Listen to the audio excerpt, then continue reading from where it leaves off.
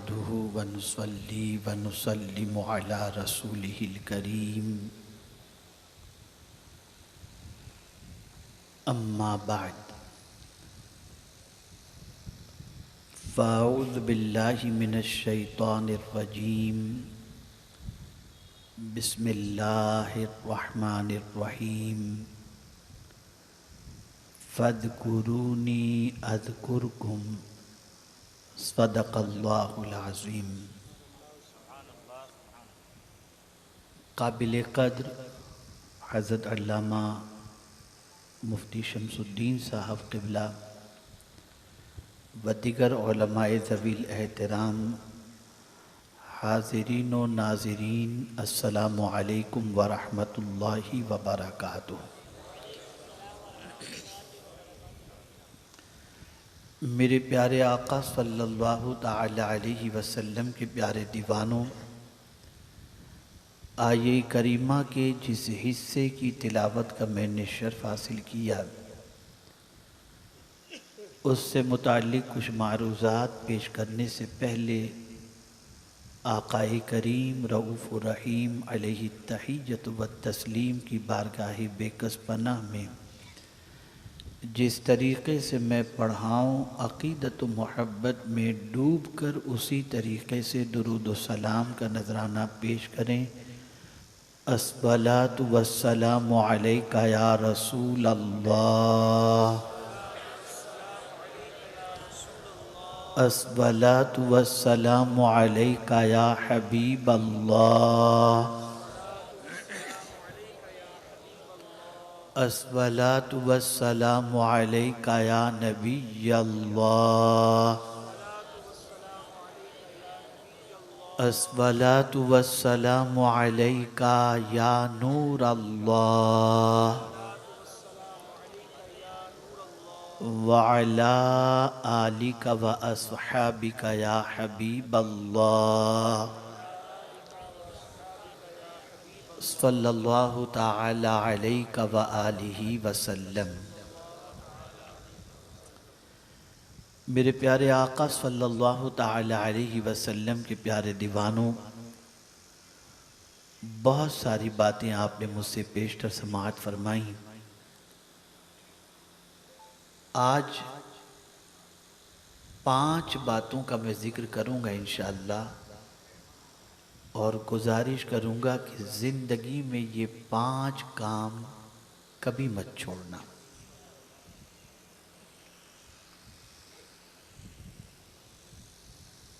सैयदना फ़ारूक़ आज़म हूँ या सैयदना उस्मान गनी रदी अल्लाह ताला अन्हुमा, या औलियाए किराम अलैहिमुर रिज़वान ख्वाजा साहब हों या गौसे पाक रदी अल्लाह ताला अन्हु हूँ, आज उनकी याद, उनका जिक्र क्यों किया जाता है?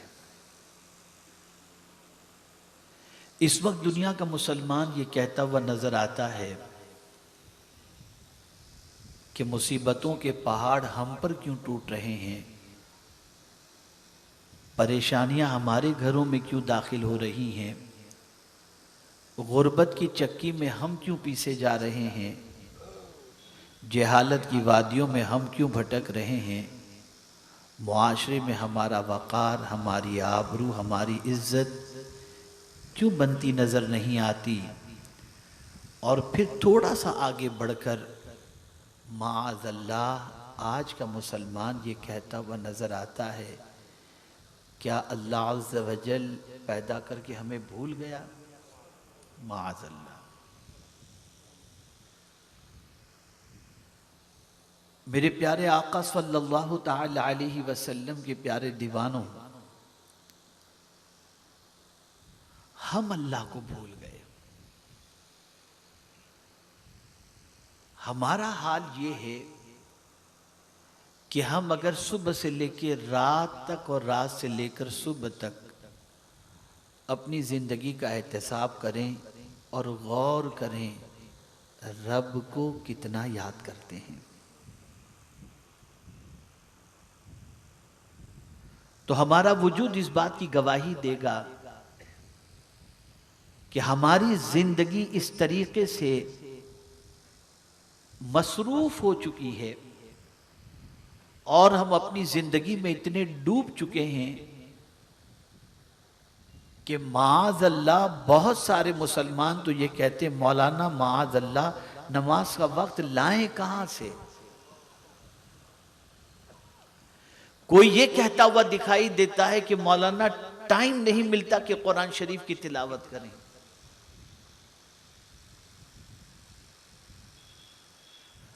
तो ये बात अच्छी तरीके से जहन के अंदर महफूज कर लो कि हम और आप अगर रब को याद न भी करें तो रब की शान में कोई फर्क नहीं पड़ता।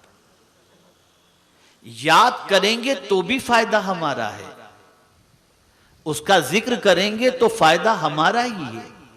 उसके जिक्र से कल्ब को तस्कीन मिलती है, उसके जिक्र से अल्लाह अज़्ज़ व जल्ल के जिक्र पाक से हमें कुव्वत व तवानाई मिलती है, अल्लाह के जिक्र से हमें सुकून की दौलत नसीब होती है और अल्लाह अज़्ज़ व जल्ल के जिक्र की बुनियाद पर अल्लाह अज़्ज़ व जल्ल हमें ताकत व कुव्वत व सरबुलंदी अता करता है।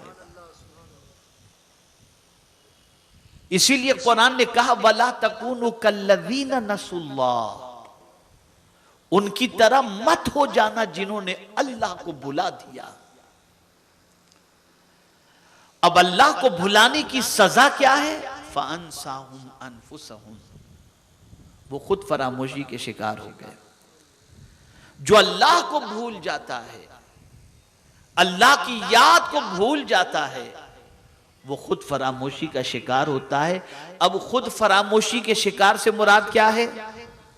फिर वो अपनी फिक्र भी नहीं कर पाता, ऐसे कामों में गिरफ्तार हो जाता है जिन कामों की बुनियाद पर परेशानी उसके दरवाजे पर दस्तक देती है। आज अगर हम देखें तो मसाइब के जो बादल हमारे सर पर मंडला रहे हैं, यह हमारे करतूत का नतीजा है। अल्लाह रब्बुल इज्जत जल्ल जलालहू ने कुरान मुकद्दस में इरशाद फरमाया मा असाबक मिन मुसीबतिन फबिमा कसबत ऐदीकुम व याफू अन कसीर, जो मुसीबतें तुम्हें पहुंचती हैं वो तुम्हारे हाथों की कमाई है और बहुत सारे गुनाह तो ऐसे हैं जिसे अल्लाह यूं ही माफ फरमा देता है। बंद करो, एक मरतबा दुरूद शरीफ पढ़े। अल्लाहुम्मा सल्लि अला सय्यिदिना व मौलाना मुहम्मद मादिनिल जूद वल करम व आलिहि व अस्हाबी व बारिक वसल्लिम। आप देखें आज हमारे पास सब कुछ है, घर है, एयर कंडीशन है, गाड़ी है, बैंक बैलेंस है, लेकिन जिंदगी में सुकून अगर तलाश करें, सुकून हमारी जिंदगी में नहीं है। अल्लाह वालों के पास झोपड़ा होता, एक वक्त का खाना होता, चटाई होती, पंखा भी नहीं होता था, लेकिन खुदा की कसम उनकी जिंदगी में जो सुकून होता था ना, वो आज के बादशाह को अपने महल में भी सुकून नजर नसीब नहीं हो सकता। तलाश करो उनकी जिंदगी में ये सुकून किस वजह से था, ये इत्मीनान किस वजह से था। तो मेरे प्यारे आका सल्लल्लाहु ताला अलैहि वसल्लम के प्यारे दीवानों, उनकी सुबह होती थी अल्लाह की याद से, और वो रात को सोते थे तो अल्लाह को याद करके सोते थे। जब सुबह अल्लाह की याद में, दोपहर अल्लाह की याद में, सोते वक्त अल्लाह की याद, मार्केट में चल रहे हैं तो अल्लाह की याद, जब वो जिक्र इलाही के अंदर महव थे तो अल्लाह अज़्ज़ व जल्ल ने वो जहां रहते थे उनको सुकून की दौलत से माला माल फरमा दिया। ए रसूल आज़म सल्लल्लाहु ताला अलैहि वसल्लम के दीवानों, आप जरा देखो अल्लाह का कितना बड़ा इनाम है। वो फरमाता है फज़कुरूनी, तुम मेरा जिक्र करो, तुम मुझे याद करो, अज़कुरकुम, मैं तुम्हारा चर्चा करूंगा। आप जरा सोचो तो सही, कहां हम और कहां रब्बुल आलमीन, कहां पालनहारे हकीकी, कहां माबूदे बरहक। वो फरमाते है तुम मुझे याद करो। आप जानते हैं जब गुनाह की तरफ इंसान बढ़ता है और उसके कदम फिसलते हैं, क्यों? जब वो अल्लाह की याद से गाफिल होता है, कदम फिसल जाते हैं। शैतान इंसान के दिल से चिमटा हुआ है और जैसे ही उसने कहा अल्लाह, भाग जाता है, वो फौरन चला जाता है। और जब इंसान अल्लाह की याद को छोड़ देता है तो शैतान उसे तरह तरह के फितने के अंदर और गफलत के अंदर गिरफ्तार कर देता है। मैं आपको बताऊं, अगर आज का मुसलमान अपने दामन को गुनाहों से नहीं बचा पा रहा, आज का मुसलमान गुनाह करने में हिचकिचाता नजर नहीं आता, आज का मुसलमान बदकिरदारियों से अपने दामन को आलूदा करता नजर आ रहा है, और आज का मुसलमान अपनी जिंदगी को तंग बनाए हुए नजर आ रहा है, उसकी सबसे बड़ी वजह यह है कि वो अपने रब को भूल गया, अपने रब को भूल गया।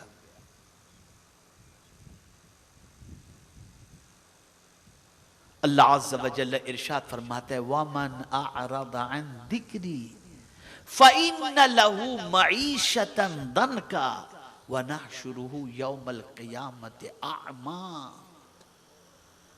अल्लाह फरमाता है, जो मेरी याद से गुरेज करेगा, जो मेरी याद से एराज करेगा, जो मुझे याद करना छोड़ देगा, फ़इन्न लहू मईशतन दनका, मैं उसकी जिंदगानी को तंग कर दूंगा, जिंदगानी को तंग कर दूंगा। व नहशुरुहु यौमल क़ियामति अअमा, और कयामत के दिन उसको अंधा उठाऊंगा।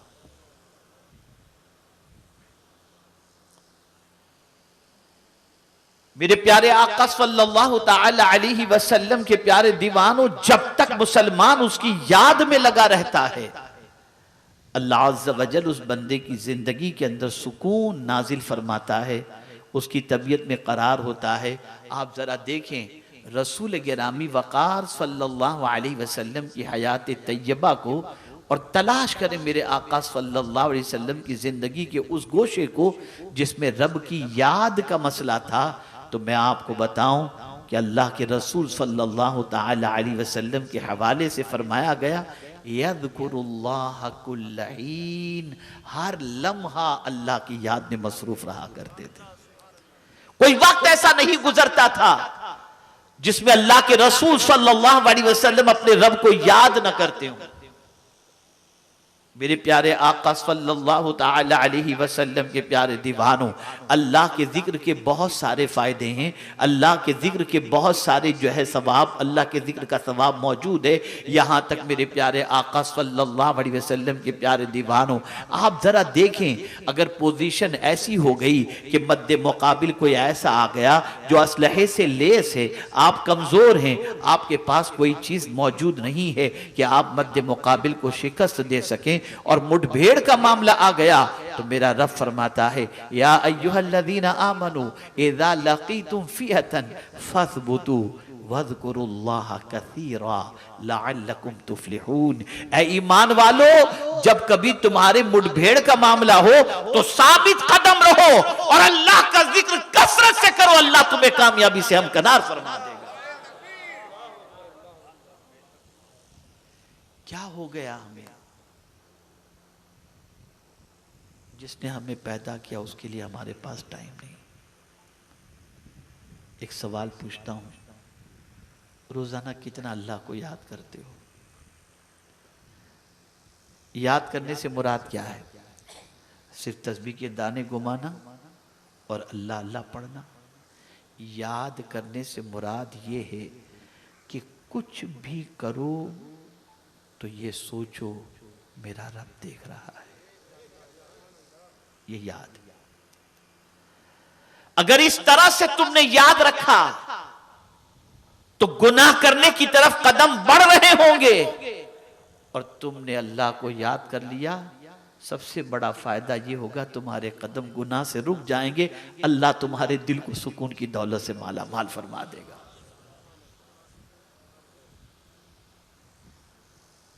तो पहली चीज जो नहीं छोड़नी वो है अल्लाह का जिक्र। कुछ भी करो अल्लाह को याद करो, हर मामले में अल्लाह को याद करो। और इसको दो जुमले में समझा दूं, खुशी में भी अल्लाह को याद करो और तकलीफ में भी अल्लाह को याद करो। इसीलिए आप देखें, इंसान के लिए ईद का दिन बहुत बड़ा दिन होता है। तो फरमाया गया, अब वो जो आम नमाजों में एक तकबीर पढ़ते थे ना, आम नमाजों में जो तकबीरात कही जाती थी, अब इतनी तकबीरात नहीं होंगी। अल्लाह ने खुशी अता फरमाई, तो ईद के दिन जो नमाज पढ़ोगे तो 6 तकबीरें ज्यादा पढ़ देना, 6 तकबीरें ज्यादा पढ़ो, ताकि खुशी को जिसने अता फरमाया है, तो अता फरमाने वाले का जिक्र जब ज्यादा करोगे तो वो करम की मजीद बारिशें तुम पर नाजिल फरमाएगा। तो खुशी में भी उसे याद करो, उसका जिक्र करो। गम इंतकाल होता है तो आप उसमें भी देखेंगे कि तकबीरें कितनी हैं। खड़े रहकर आप नमाज पढ़ रहे हैं, उसमें भी तकबीरें हैं, बार बार तकबीरें कही जाती हैं।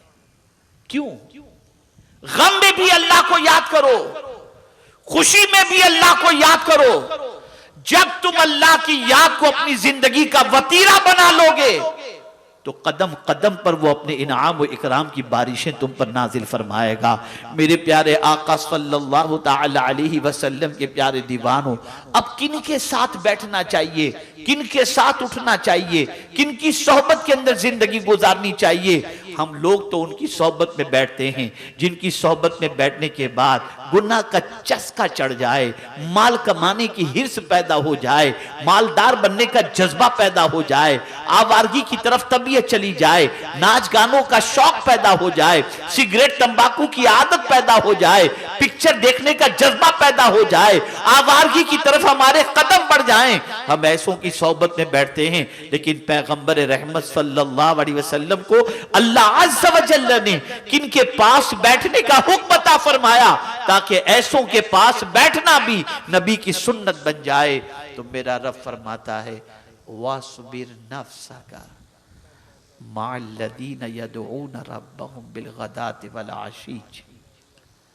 अपने आप को ये हुजूर से रब फरमा रहा है, अपने आप को उनके साथ रोके रखो जो सुबह शाम अल्लाह को याद करते हैं। सुबह शाम आज का मुसलमान ऐसे लोगों से भागता है जो अल्लाह का जिक्र करे, उनसे भागता है, जो दीन की बातें करें उनसे मुसलमान भागता है। आज कैफियत ये हो गई कि दीन की बातें और अल्लाह का जिक्र करने वाले लोग पसंद नहीं, और पसंद ऐसे लोग हैं जो गाने की बात करें, आवारगी की बात करें, बुराइयों की बातें करें। जब हमारी कैफियत ये हो गई तो आज हमारी जिंदगी से सुकून रुखसत हो चुका, हमारी जिंदगी से इत्मीनान चला गया। तो पहली चीज जिसे आपको याद रखना है वो ये है, अल्लाह की याद से गफलत कभी मत बरतो। सुबह उठो तो अल्लाह को याद करो। ये नहीं कि उठते ही मोबाइल हाथ में लेकर व्हाट्सएप किसका आया, आँख खुले अल्हम्दुलिल्लाह, आँख खुले अशहदु अल्ला इलाहा इल्लल्लाह, पढ़ो, अल्लाह को याद करो। मुझे याद है एक खातून रात को सोते वक्त इस्तिग़फ़ार करती थी। पता चला मुझे, मैंने पूछा ये रात को इस्तिग़फ़ार करके सोने की वजह क्या है? उस खातून ने जवाब में कहा कि हजरत मामला ये है, पता नहीं सुबह उठ पाएंगे कि नहीं उठ पाएंगे, तो रात को अल्लाह से माफ़ी मांग करके सोते हैं ताकि मौत वाक़ई हो जाए तो अल्लाह माफ़ फरमा दे हमें। क्या हमें ये ख्याल आता है? खुद रसूल रहमत सल्लल्लाहु अलैहि वसल्लम रोजाना रात को जब आराम करते, बिस्तर पर तशरीफ ले जाते तो चारों कुल पड़ा करते, अपने हाथों पर दम करते, अपने चेहरे पर मलते, और जहां तक वजूद पर हाथ पहुंचता हुजूर सल्लल्लाहु अलैहि वसल्लम अपने हाथ को पहुंचाते। उम्मुल मुमिनीन हजरत आयशा सिद्दीक़ा रज़ियल्लाहु ताला अन्हा फरमाती हैं कि जब रसूल आज़म सल्लल्लाहु ताला अलैहि वसल्लम मर्द विसाल में थे तो सरकार सल्लल्लाहु अलैहि वसल्लम के हाथ पर मैं पढ़कर दम करती और हुजूर अपने हाथ पर, या ये कि हुजूर सल्लल्लाहु अलैहि वसल्लम उनके हाथ पर दम करते और वो हुजूर के हाथ जिस्म पर अपना हाथ फेर दिया करती थी। ये सोने के वक्त का मामूल। मैं आपसे पूछता हूँ, क्या देख के रात को सोते हो? क्या देख के सोते हो? क्या पढ़ के सोते हो? क्या गुनगुना के सोते हो? बहुत सारों को नींद नहीं आती तो गाने जो है वो लगा देते हैं, हेडफोन कान में लगा दिया, सुनते सुनते सो गए। क्या कर रहे हैं आप लोग?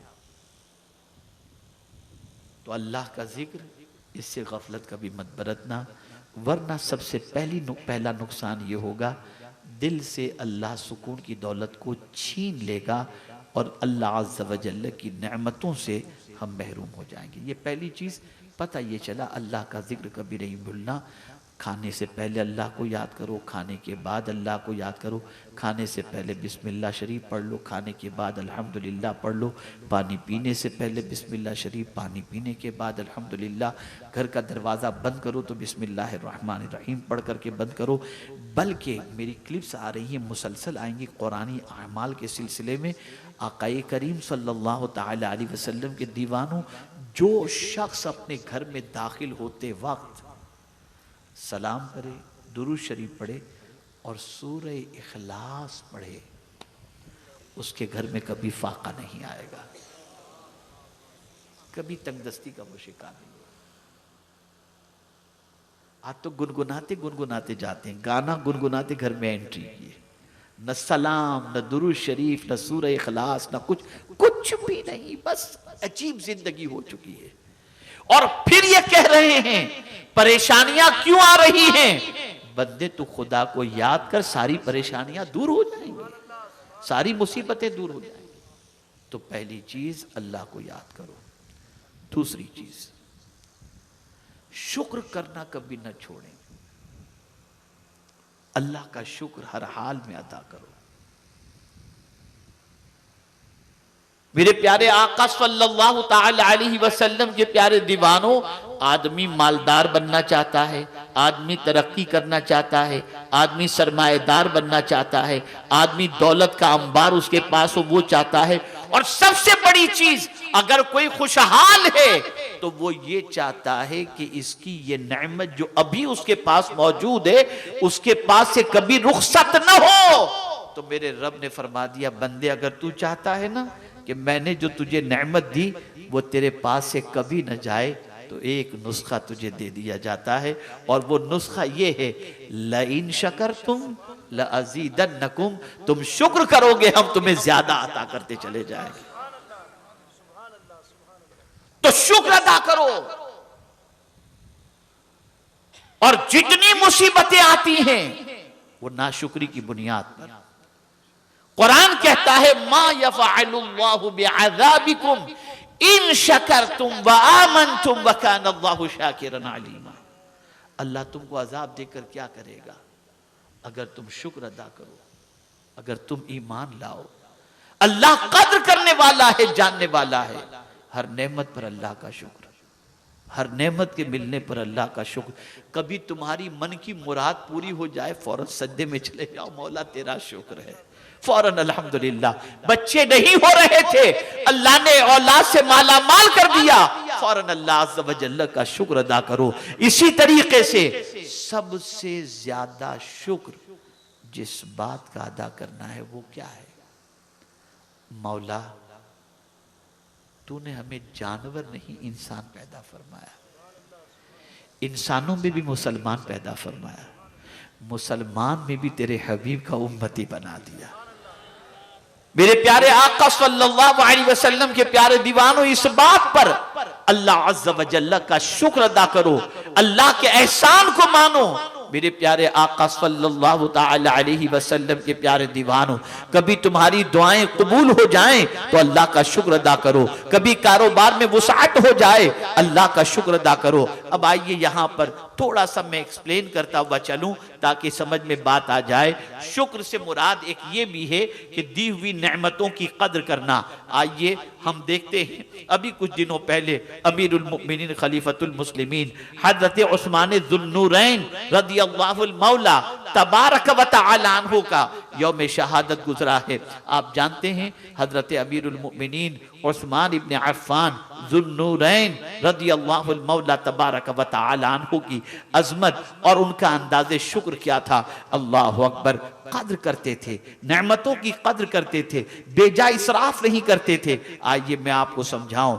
बारगाहे रिसालत माब सल्लल्लाहु अलैहि वसल्लम में एक साहब हाजिर हुए और अपनी परेशानी का जिक्र किया और रहमत आलम सल्लल्लाहु अलैहि वसल्लम से अर्ज किया, या रसूल अल्लाह सल्लल्लाहु तआला अलैहि वसल्लम, मुझे कुछ हाजत है, सरकार मेरी हाजत को पूरी फरमाएं। आकाए करीम सल्लल्लाहु अलैहि वसल्लम ने इरशाद फरमाया, जाओ उस्मान को जाकर के कहो कि मैंने तुम्हें भेजा है और अपनी हाजत उनके सामने पेश करना, वो तुम्हारी हाजतों को पूरी फरमा देंगे। वो शख्स गया, सलाम किया। हजरत उस्मान ज़ुन्नूरैन रज़ियल्लाहु तआला अन्हु अपने खादिम को दिए के अंदर तेल ज्यादा डालने पर डांट रहे थे,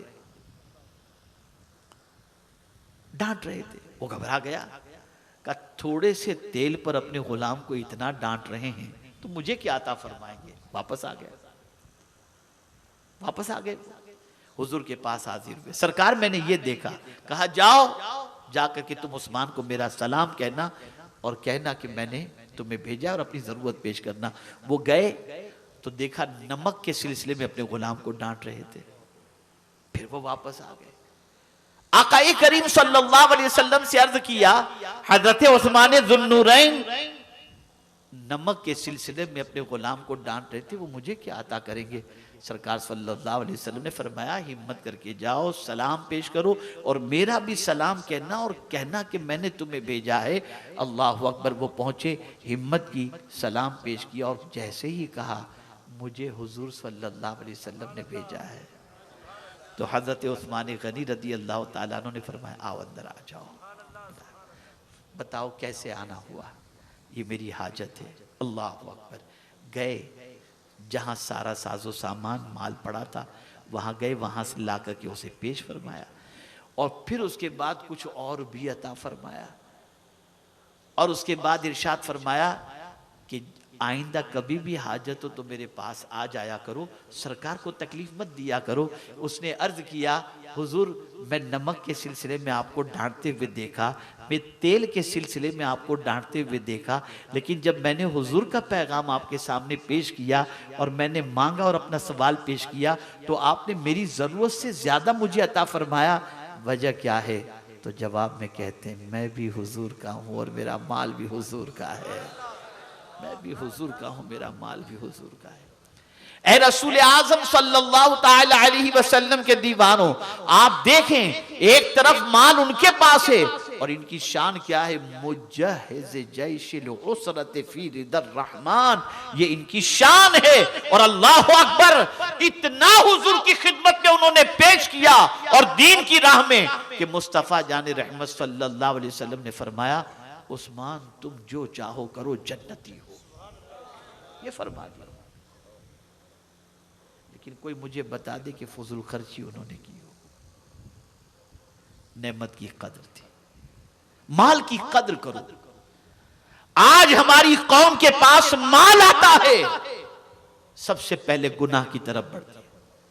आज हमारी कौम की शादियों के अंदर जितना इसराफ और फजूल खर्ची जितनी होती है, अगर उतना ही पैसा बच्चों की तालीम के पीछे खर्च किया जाए, गरीबों के बच्चों के पीछे, तो न जाने कितने बच्चे पढ़ लिख करके बहुत सादे अच्छे बन सकते हैं।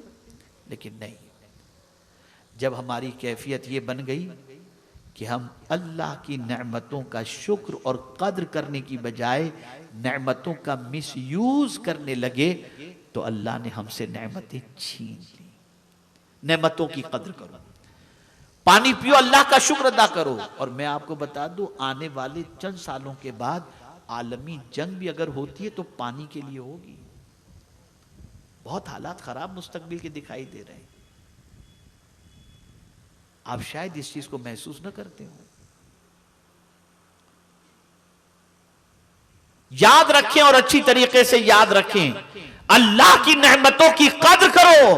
कदम कदम पर अल्लाह का शुक्र बजा लाओ, कदम कदम पर अल्लाह का शुक्र बजा लाओ। मेरे प्यारे आका सल्लल्लाहु अलैहि वसल्लम के प्यारे दीवानों, और सबसे ज्यादा किस बात पर अल्लाह का शुक्र अदा करना है कि अल्लाह ने ईमान के साथ उम्मत मुस्तफ़ा में हमें पैदा फरमाया। ये अल्लाह का करोड़ों अरबों बेहिसाब एहसान है। और इसी के साथ साथ मेरे प्यारे आका सल्लल्लाहु अलैहि वसल्लम के प्यारे दीवानों, गुनाह से बचने की अल्लाह तौफीक अता फरमाए, इस पर भी अल्लाह का शुक्र अदा करो कि मेरे प्यारे आका सल्लल्लाहु अलैहि वसल्लम के प्यारे दीवानों, जब जब अल्लाह तुम्हें गुनाह से बचाए, अल्लाह का शुक्र अदा करो, तो अल्लाह ताला मजीद तुम्हें गुनाहों से बचने की तौफीक अता फरमाएगा। तीसरी चीज, दुआ करते रहो। दुआ में कभी गफलत मत कर। हमारी कौम तो अब दुआ का मामला ऐसा है, ऐसे दुआ मांगती है, अल-इयाज़ु बिल्लाह। आक़ाए करीम सल्लल्लाहु अलैहि वसल्लम ने फरमाया, अद-दुआउ मुख़ुल इबादत, दुआ इबादत का मग़ज़ है। और एक मकाम पर रहमत आलम सल्लल्लाहु अलैहि वसल्लम ने फरमाया, अद-दुआउ हुवल इबादा, कि दुआ ही इबादत है। लेकिन बंदा इंसान से मांगने में जितनी दिल लगी और दिल जमाई का मुजाहिरा करता है, इतना खुदा से मांगने में नहीं करता। दिल जमाई से दुआ करो, इसलिए कि अल्लाह ने फरमाया, उदऊनी अस्तजिब लकुम, मुझसे मांगो। और यहां एक बात मैं आपको बता दूं, इंसान से मांगो तो इंसान को खराब लगता है, और रब से न मांगो तो रब नाराज हो जाता है।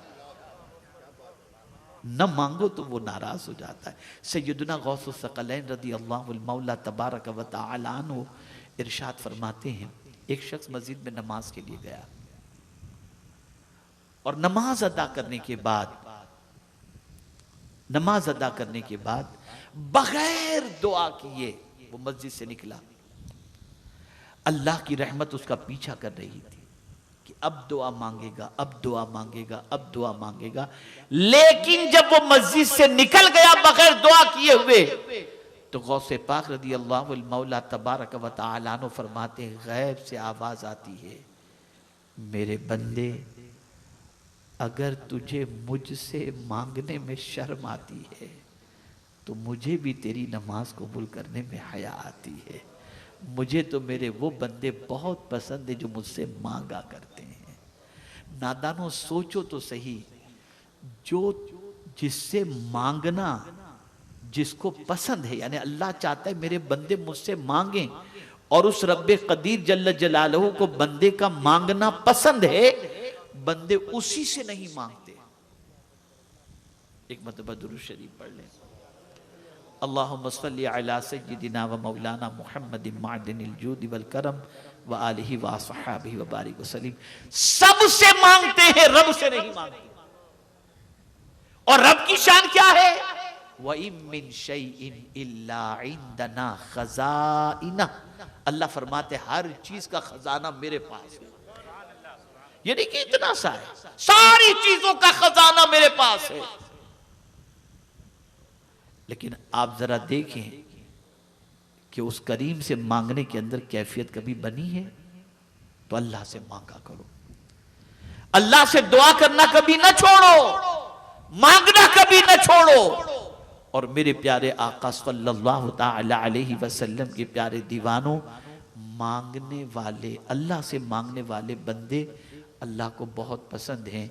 इसलिए जब कोई बंदा मांगता है तो रब फरिश्तों से फरमाता है, फरिश्तों देखो मेरा बंदा मुझसे मांग रहा है।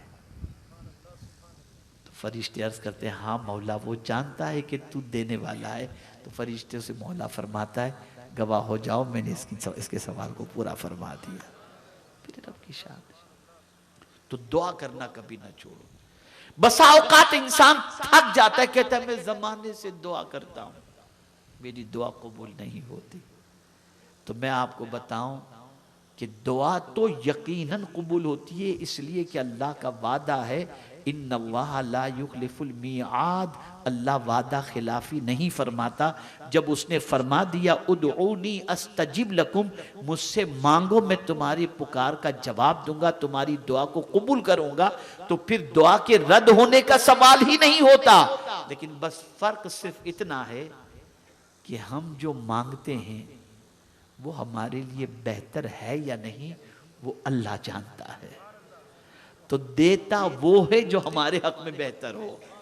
मिसाल के तौर पर मैं आपको बताऊं, एक बच्चे को नज़ला हो गया है, जुकाम है, और वो बच्चा मांग रहा है अब्बा से आइसक्रीम दो, आइसक्रीम दो।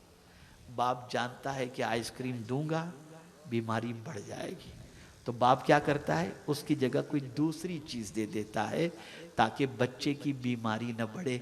तो एक बाप जब अपने बच्चे की बेहतरी को जानता है और उसके बाद वो देता है जो बच्चे के हक में बेहतर हो, तो वो आलिमुल गैब व शहादा है, तो वो भी जानता है कि बंदे के हक में क्या बेहतर है। इसीलिए मौला अली करमल्लाहु ताला वजहुल करीम इरशाद फरमाते हैं, दुआओं की कबूलियत के 3 तरीके हैं। एक तो जो मांगा वो मिल गया, दूसरा जो कुछ मांगा उससे बेहतर अल्लाह उसके लिए आखिरत के लिए छोड़ देता है, और तीसरा ये है कि उस पर कोई मुसीबत आने वाली होती है तो बंदा दुआ जब करता है तो जो मांगा है उसको देने की बजाय उसकी मुसीबतों को दूर फरमा देता है। ये उसकी शान। तो दुआ किया करो, अल्लाह के वादे पर भरोसा करो, यकीन कामिल रखो। इसी के साथ चौथी चीज इस्तिगफार, और ये बहुत अजीम चीज है, कभी मत छोड़ो।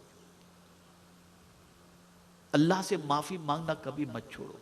आपके जिस्म में दर्द हो रहा है ना, मैं चैलेंज के साथ कहता हूं, आजमा के देख लेना। आपके जिस्म में दर्द हो रहा है ना, आप आधा पौना घंटा दुरूद शरीफ और इस्तिगफार पढ़ते रहें, दर्द की छुट्टी हो जाएगी इंशाअल्लाह। आप कमजोर हैं, आपके वजूद में तवानाई नहीं, इस्तिगफार करो।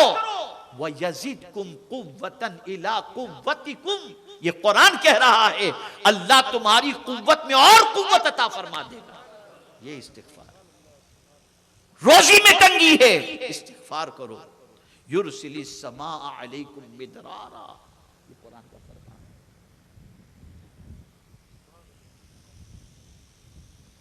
तो अल्लाह से मग़फ़िरत चाहा करो।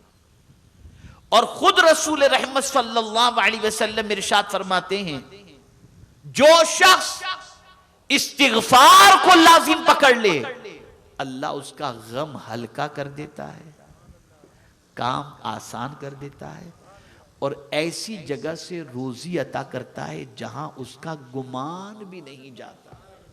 ये कौन कह रहा है? मुस्तफ़ा जान रहमत सल्लल्लाहु अलैहि वसल्लम। थोड़ा सा एक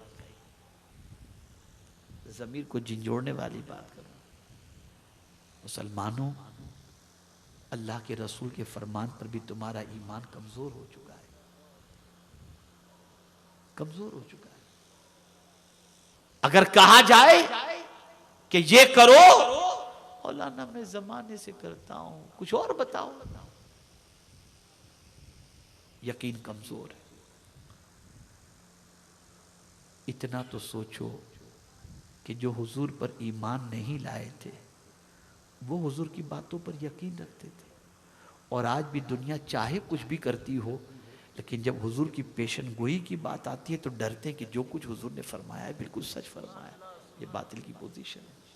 अब आइए मैं आपको बताऊं, अबू लहब जैसा सख्त दुश्मन रसूल, लेकिन जब उसके बेटे के लिए हुजूर ने फरमा दिया था तो अपने बेटे को पहरे में रखता था और कहता था ये किसी और ने नहीं, मोहम्मद ने कहा है जिसकी जबान कभी खाली नहीं जाती। आप सोचो तो सही, काफिर को भी हुजूर के फरमान पर यकीन है, मुसलमान तुम्हारा यकीन डामाडोल कैसा हो गया?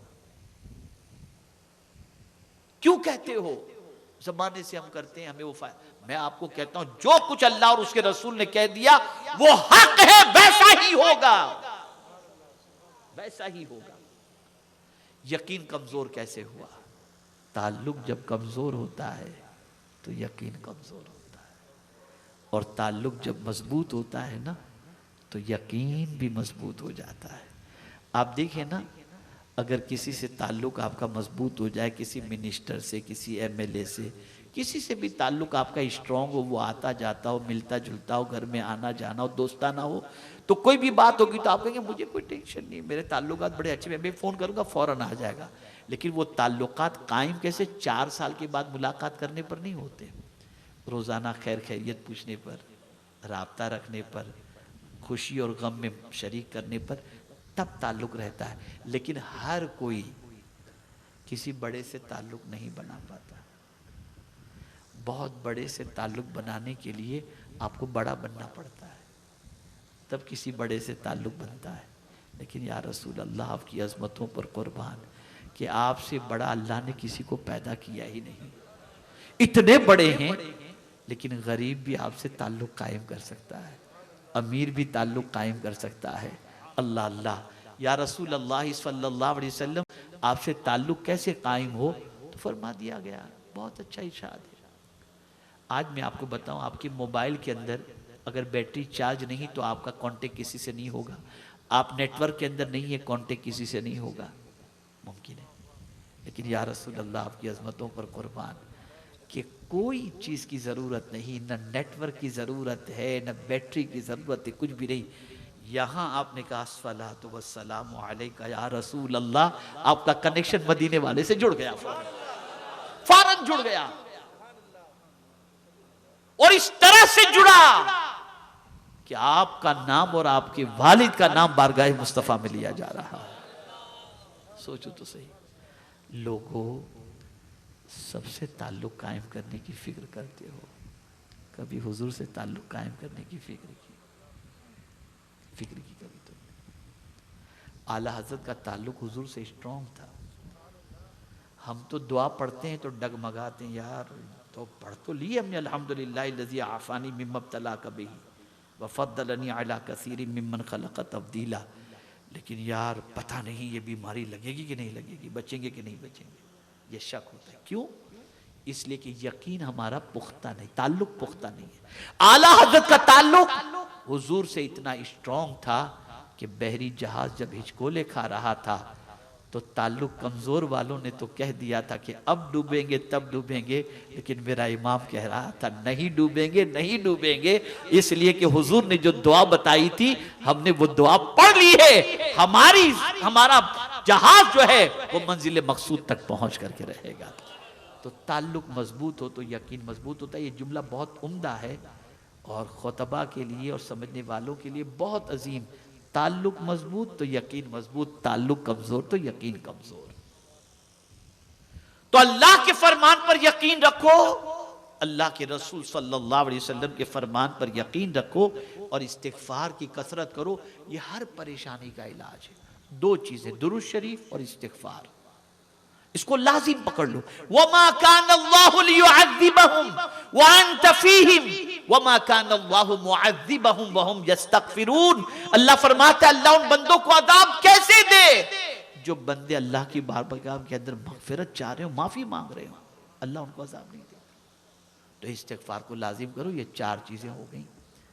अब 5वीं चीज, हर बंदा चाहता है अल्लाह मेरी मदद करे। अब मैं आपसे पूछता हूं, चाहते हैं ना भैया? आप चाहते हैं कि नहीं चाहते अल्लाह मदद करे? बोलिए, चाहते। तो मेरे करीम ने फरमाया, इन तंसुरुल्लाह यंसुरकुम, अगर तुम अल्लाह के दीन की मदद करोगे अल्लाह तुम्हारी मदद फरमाएगा। दीन की मदद करो, दीन को सरबुलंदी की तरफ ले जाओ, दीनी अहकाम पर अमल करो, दीन के पैगाम को दूसरों तक पहुंचाओ और दीन के काम में बढ़ चढ़ करके हिस्सा लो जिस तरीके से भी मुमकिन हो। और जब ये होगा तो इंशाअल्लाहुल अज़ीम जिसकी अल्लाह मदद करे तो उसकी कैफियत क्या होती है? तो कुरान कहता है, इन यंसुरकुमुल्लाह फला गालिब लकुम, अगर अल्लाह तुम्हारी मदद फरमाए तो तुम पर कोई गालिब आ ही नहीं सकता। ये उसका फैसला। आज सबसे पहले कोरोना के अंदर लोगों ने दीन के सिलसिले में जितना खर्च करते थे ना, पहले उसकी कटौती की। इमाम साहब को कम करो, मौज़िन साहब को कम करो, खादिम को कम करो, मुदर्रिस को कम करो, मोबाइल उतना ही चलेगा, एसी उतना ही चलेगा, खाना पीना वैसा ही चलेगा। सबसे पहले वहां कटौती, चंदा कम करो, सबसे पहले कटौती। और आदमी समझता है इस पे ज्यादा जा रहा है, इसे बचाओ। अरे खुदा के बंदो, वही उसकी वजह से ही तो आ रहा है, उसी की वजह से आ रहा है। तो दीन के सिलसिले में कभी भी कोताही मत बरतो। तुम दीन की मदद करोगे, अल्लाह तुम्हारी मदद फरमाएगा। और ये कोई और नहीं कह रहा, माबूद बरहक कह रहा है। इसलिए इन 5 बातों को अपनी जिंदगी के अंदर नाफिज करो, इस पर अमल। पहली चीज अल्लाह का जिक्र किया करो, दूसरी चीज अल्लाह का शुक्र अदा किया करो, तीसरी चीज अल्लाह से मांगा करो, दुआ किया करो, चौथी चीज इस्तिगफार की कसरत किया करो, और 5वीं चीज अल्लाह के दीन की मदद करो। ये 5 चीज कभी मत छोड़ना, फिर आप देखिएगा जिंदगी में कितना मजा है इंशाअल्लाह, फिर सुकून ही सुकून होगा। अब आखिरी बात अर्ज कर दूं, अमीरुल मुमिनीन खलीफतुल मुस्लिमीन सैयदना उमर इब्न खत्ताब रदी अल्लाहु मौला तबारक व तआला अन्हु का भी शहादत का दिन करीब है। एक फिक्र दे रहा हूं, वाकया कई मर्तबा आपने सुना होगा, लेकिन वाक़े से फिक्र क्या मिलती है। एक रात अमीरुल मुमिनीन सैयदना फारूक आज़म रदी अल्लाहु मौला तबारक व तआला अन्हु रियाया की खबरगिरी के लिए निकले। रात को निकलते थे वो, आधी रात से ज्यादा का वक्त गुजर चुका था, सुबह होने के करीब थी। एक माँ अपनी बेटी से कह रही थी, बेटी दूध में पानी मिला दो। तो बच्ची ने कहा, अम्मी अमीरुल मुमिनीन ने दूध में पानी मिलाने से मना फरमाया है। माँ ने कहा, बेटी अमीरुल मुमिनीन को क्या खबर कि तुम दूध में पानी मिला रही हो, इस वक्त उनको कैसे मालूम होगा? कि अमीरुल मुमिनीन को तो खबर नहीं, लेकिन क्या उनके रब को भी खबर नहीं? फारूक आजम घर के बाहर ये सुन रहे थे, सुन रहे थे। अब फिक्र दे रहा हूं, सीधे आए घर पर, बेटे से फरमाया, बेटे एक बच्ची की आवाज मैंने सुनी है, मैं चाहता हूं तेरा रिश्ता उसके साथ हो जाए, इसलिए कि उसके साथ अगर तेरा रिश्ता होगा तो तेरे बतन से एक ऐसा बंदा, उसके बतन से एक अल्लाह ऐसा बंदा पैदा फरमाएगा जो दीन की आबियारी करेगा। यहां फारूक आजम ने मिजाज अता फरमाया, जब रिश्ता करने के लिए जाओ तो जरा ये देख लिया करो, बच्ची अल्लाह से डरती है कि नहीं डरती, बच्ची शरीयत मुस्तफ़ा सल्लल्लाहु अलैहि वसल्लम का लिहाज करती कि नहीं। ये मत देखना कि हेयर स्टाइल कैसी है, फिगर कैसा है और शक्ल सूरत, इस चीज़ की तरफ तवज्जो ज़्यादा देने की ज़रूरत नहीं, इस चीज़ को देखो। आज अगर हमारे मुआशरे के अंदर ऐसे बच्चे पैदा नहीं हो रहे तो उसकी वजह है कि डाई खराब हो तो प्रोडक्शन खराब होता है, और इसमें गलती हमारी है। जो बच्चियां दीनदार हैं उनके रिश्ते जल्दी नहीं आते। जो बच्ची मटक के चलती हो, फ्री घूमती हो, बाल कटवाती हो, एब्रो बनवाती हो, ब्यूटी पार्लर में जाती हो, टी शर्ट और जींस पहनती हो, लड़के दीवाना वार उसके पीछे घूमते हैं, नतीजतन नस्लें बर्बाद हो रही हैं। और बच्चियां सोचती हैं कि रिश्ता उसी वक्त आएगा जब ऐसी बन करके हम घूमेंगी तो ही रिश्ता आएगा। फारूक आजम ये पैगाम दे रहे हो, कुर्बान जाइए। फिर उसी बच्ची के बतन से, उसकी औलाद से अल्लाह ताला ने उमर इब्न अब्दुल अजीज को पैदा फरमाया, जिनके दौर को खिलाफत राशिदा के दौर की तरह कहा जाता है। सोच बदलो, फिक्र बदलो और जिंदगी के अंदर कुछ निखार पैदा करो। जब हम अल्लाह अज़्ज़ व जल्ल के ज़िक्र पाक की महफिल में और उसके प्यारे हबीब सल्लल्लाहु अलैहि वसल्लम के ज़िक्र पाक की महफिल में आते हैं तो इस नीयत से आया करें कि जो कुछ अल्लाह और उसके रसूल के इरशादात पेश किए जाएंगे उस पर अमल करने की कोशिश करेंगे। आज सिर्फ आकर सुनकर आप यहाँ से चले मत जाना, अज़्म करो, इरादा करो, इंशाअल्लाह ज़िक्र इलाही कभी नहीं छोड़ेंगे, ज़िक्र रसूल सल्लल्लाहु अलैहि वसल्लम कभी नहीं छोड़ेंगे, और शुक्र अदा करना कभी नहीं छोड़ेंगे, और इस्तग़फ़ार कभी नहीं छोड़ेंगे, रब से मांगना कभी नहीं छोड़ेंगे, और इसी के साथ साथ हम दीन की खिदमत करना कभी नहीं छोड़ेंगे।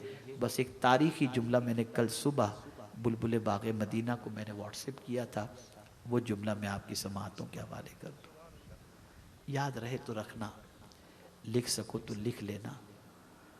हम सब के बनते हैं, रब के नहीं बनते। हम सब के बनते हैं, रब के नहीं बनते। अगर रब के बन जाएं तो सब हमारे बन जाएं, अगर रब के बन जाएं तो सब हमारे बन जाएं। अल्लाह अकबर। हम कहाँ जा रहे हैं ज़रा सोचो तो सही। सब के बनने की कोशिश कर रहे हैं लेकिन रब के बनने की कोशिश नहीं करते। आक़ाए करीम सल्लल्लाहु अलैहि वसल्लम किस तरीके से अर्ज करते हैं शब मेराज, जब रब ने हुजूर से फरमाया कि आज किस लक़ब से पुकारूं, तो बस मौला इतना ही काफ़ी कि तू अपना बंदा मुझे कह दे। तो रब के बन जाओ, रब के बन जाओ, इंशाअल्लाह सब तुम्हारे बन जाएंगे। अल्लाह अज़्ज़ व जल आक़ाए करीम रऊफ़ रहीम अलैहि तहिय्यतु व तस्लीम के सदक़ व तुफ़ैल हम सबको गुनाहों से बचने की तौफ़ीक़ अता फ़रमाए, रब की याद में ज़िंदगी गुजारने की तौफ़ीक़ नसीब फ़रमाए, शुक्र अदा करने की तौफ़ीक़ नसीब फ़रमाए, इस्तिग़फ़ार की तौफ़ीक़ नसीब फ़रमाए। कर ही लेते हैं अल्हम्दुलिल्लाह, सुब्हानल्लाहि व बिहम्दिही, अस्तग़फ़िरुल्लाह, अस्तग़फ़िरुल्लाह, अस्तग़फ़िरुल्लाह। वमा अलैना इल्लल बलागुल मुबीन। अस्सलामु अलैकुम व रहमतुल्लाहि व बरकातुहू।